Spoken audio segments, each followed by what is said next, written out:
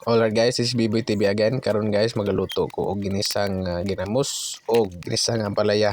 Kay puli kayo guys, sige ra tagkaon og karne. So karon ay nagluto ko ginahinay kay all nang pamahaw. Kaning oras guys, alas 3 panis kadlawon ko naghikay ani. Kay kakanunon kay kog palaya. Mo nang mapailaing katikaw-tikaw ni panahon na agora. Dili man day pait ning palaya guys, basta imo arang yung kumutan og asin. Kalimawon nimo kumot og asin og 5 ka palanggan ng tubig ang imong hugas mo nang lami gyud siya og walay pait ang palaya. Kaning kamatis kaning ubay ganing kamatis kaning ako pa ning pinupo dito silingan nga wala gyud siya kabalo ganing kay tagiyani. Bitaw guys, in-order na ko ni Shopee guys, tag 2 kilo ni sa Shopee. So ni-order na lang kung may napulo ka kilo nga kamatis. Sa mahiligon og kamatis, order na mo guys.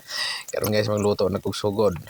Kung nangilunod ang mga panakot guys, para sa atong lutoon nga ginisa nga palaya. Perting lami agi na pagkaluto guys, kaya nag-uros-uros yung tirada na to dire. Diyang napita ako ng ibutangan og itlog sa oysters.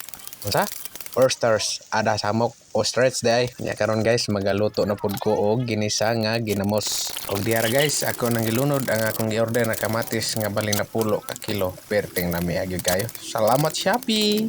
Karon guys, ako ni karaw-karaw ang akong gibuhat nga ginisa nga ginamos. Daring napita ako nang gihaon guys og salamat sa pagtanaw. Alright.